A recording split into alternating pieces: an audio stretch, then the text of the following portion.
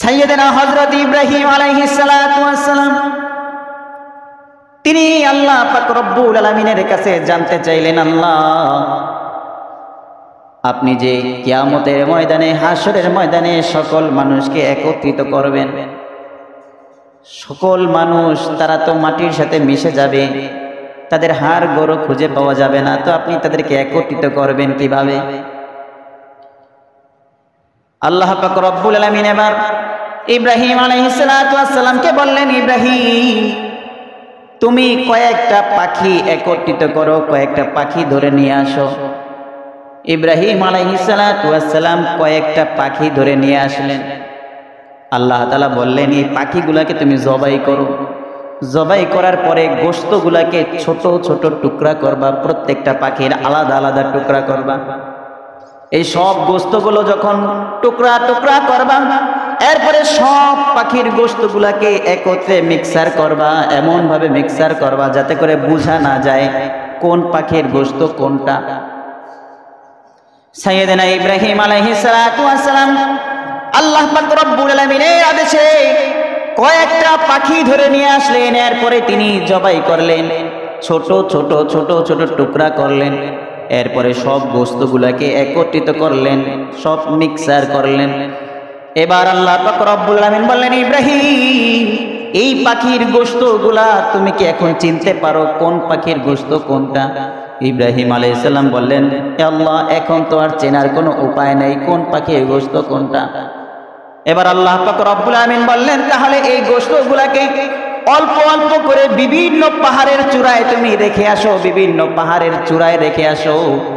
ইব্রাহিম আলাইহিস সালাতু ওয়াস সালাম আল্লাহ পাকের আদেশে এবার এই পাখির গোশতগুলাকে বিভিন্ন পাহাড়ের চূড়ায় অল্প অল্প করে রেখে আসলেন। এরপরে আল্লাহ পাক রব্বুল আলামিন ইব্রাহিম আলাইহিস সালাতু ওয়াস সালামকে বললেন, এবার তুমি দেখো পাখিগুলা কিভাবে একত্রিত হয়ে যায়। আল্লাহ পাক রব্বুল আলামিন আদেশ করলেন সমস্ত পাখিগুলাকে উড়ে আসার জন্য। আল্লাহ তাআলা আদেশ করার সাথে সাথে ওই টুকরা টুকরা গোশতগুলো সব একত্রিত হয়ে আলাদা আলাদা পাখি হয়ে উড়াল দিয়ে চলে আসে। সুবহানাল্লাহ। এই যে পাখির গোশতগুলো সব ছোট ছোট টুকরা করে বিভিন্ন পাহাড়ের মাথায় রেখে দিলেন।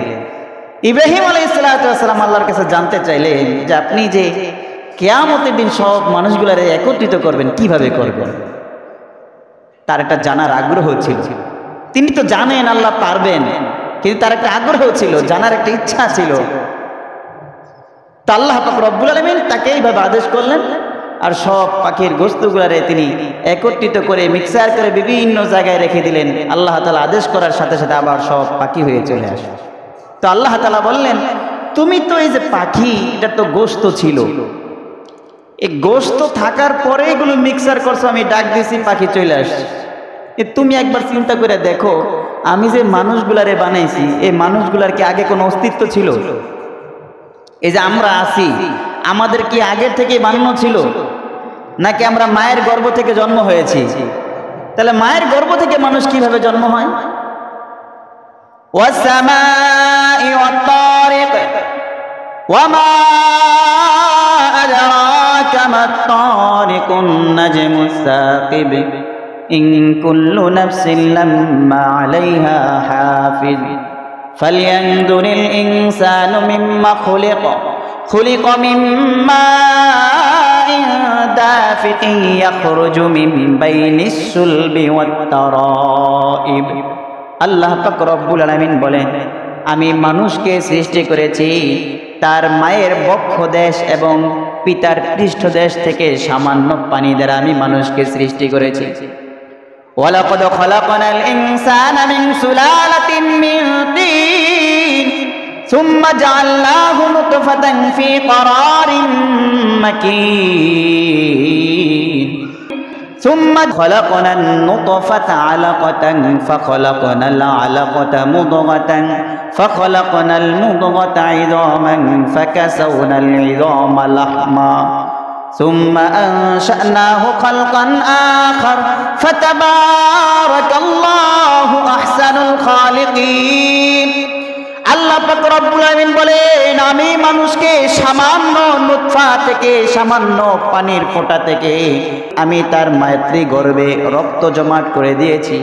সেখান থেকে আমি গোশত তৈরি করেছি, আবার সেখান থেকে হাড্ডি তৈরি করেছি, আবার সেই হাড্ডির উপরে গোশতের আবরণ দিয়েছি, এরপরে সুন্দর ফুটফুটে একটা বাচ্চা তৈরি করেছি, অবশেষে আমি তাকে শিশু রূপে দুনিয়ায় ভূমিষ্ঠ করেছি। তাহলে বলেন আমাদেরকে সৃষ্টি করেছেন কে? জোরে বলেন আমাদের সৃষ্টি করেছেন কে? তাহলে আমাদের আগে কোনো অস্তিত্ব ছিল? তাহলে অস্তিত্ব ছাড়া থেকে যদি আল্লাহ পাক মানুষ তৈরি করতে পারেন, অস্তিত্ব থেকে, অস্তিত্বহীন থেকে যদি আল্লাহ তাআলা অস্তিত্ব বানাইতে পারেন, তাহলে যেই জিনিসের অস্তিত্ব আছে তা যদি মরে যায়, তাহলে সেগুলো আল্লাহ বানাইতে পারেন কি পারেন না? তাহলে আমাদের সবাইকে হাশরের ময়দানে উপস্থিত হতে হবে কি হবে না?